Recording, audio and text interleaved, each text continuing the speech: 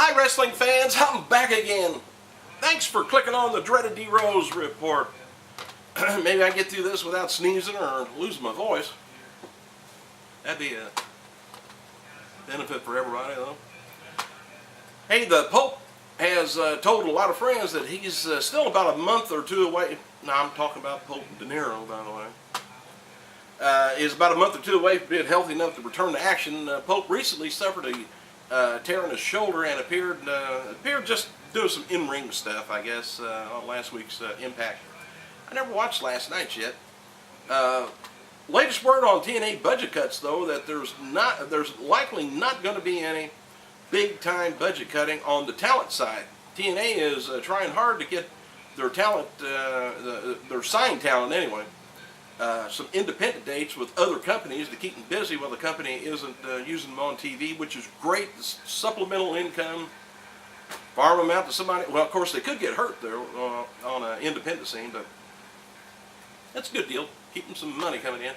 All right, now this is the ratings in Mexico. I'm not talking about here in the States, but ratings in Mexico this past week, we saw Raw and SmackDown doing 9.8. Why the CMLL promotion did a 3.2 and AAA did a 5.5 rating. Survivor Fans sites has reported that former host Jeff Probst is hosting Raw soon, but hasn't confirmed anything, which is back to my opinion again. Get some people in the business. There's a lot of old wrestlers, ex-wrestlers, old managers.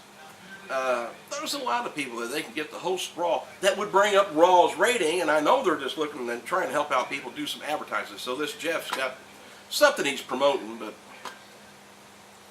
come on now. Anyway, plans, now this is a little inside info. Plans for the finish that changed in Ted DiBiase versus R-Truth match and Over the Limit.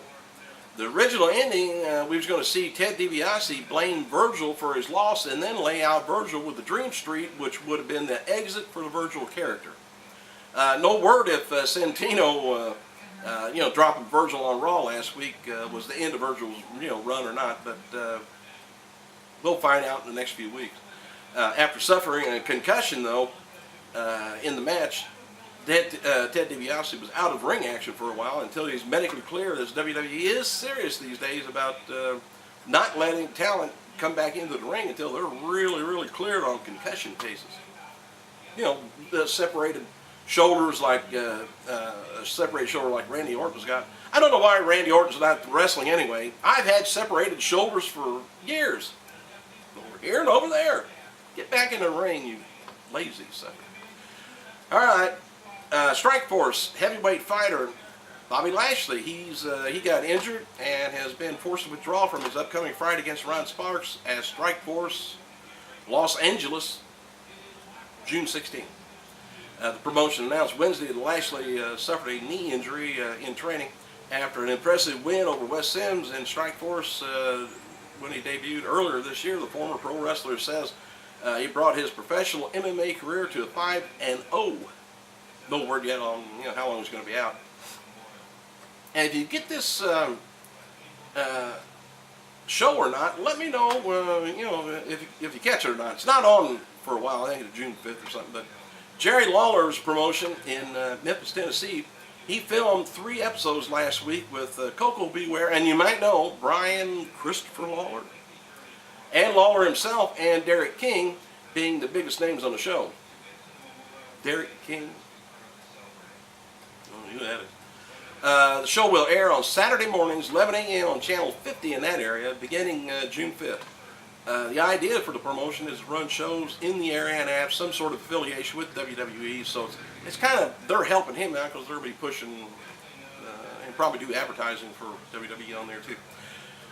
Alright, for those of you that feel just sad about Vince, Linda, Shane and Stephanie, because the pay-per-view buys are dipping some and okay. Shane McMahon still owns 675,000 shares plus of WWE stock. It's worth $10,810,000 $763.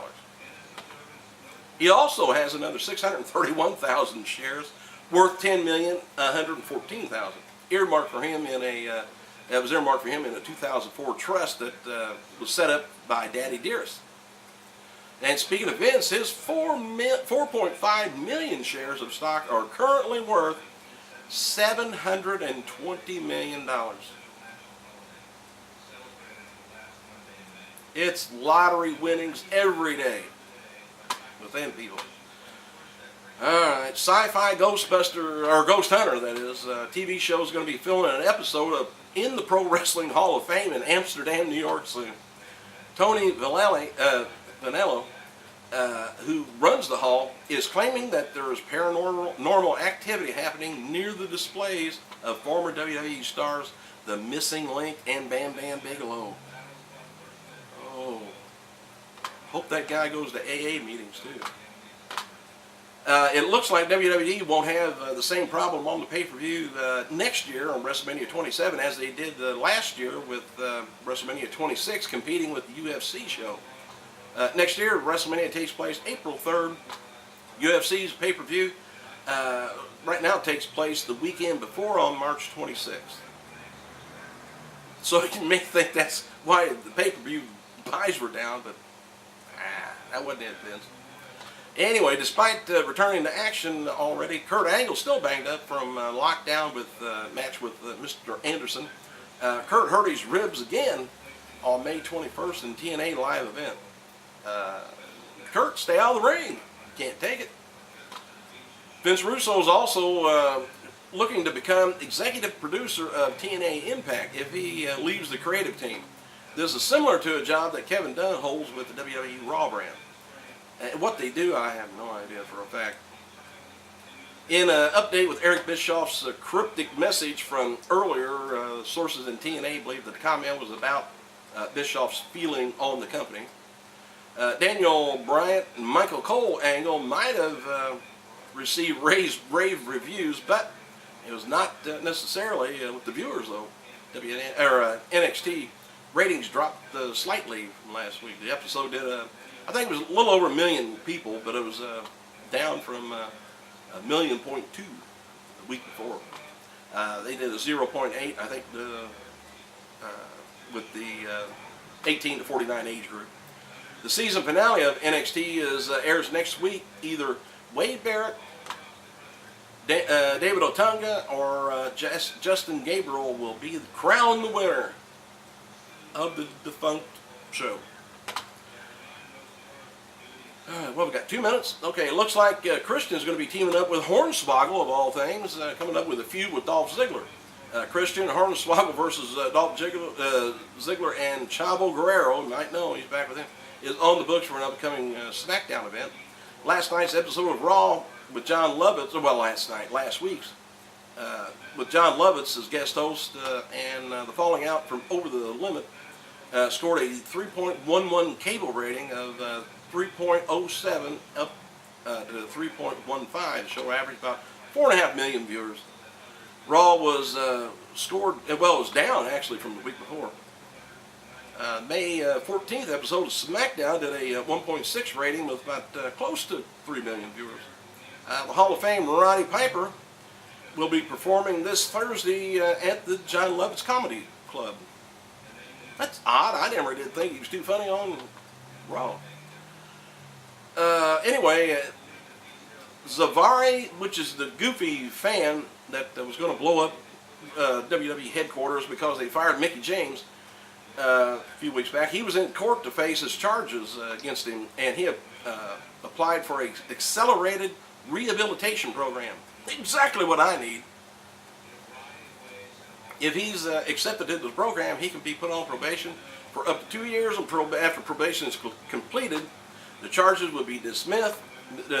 And anyway, he's due back in court June 22nd. So they would let him out so he could maybe, possibly, not only rehabilitate, but do the same crime again sometime. That's nice. And I'm about out of time, too. Get it off of here. Hey, thanks for clicking. Check me out tomorrow. I might be around. I gotta go.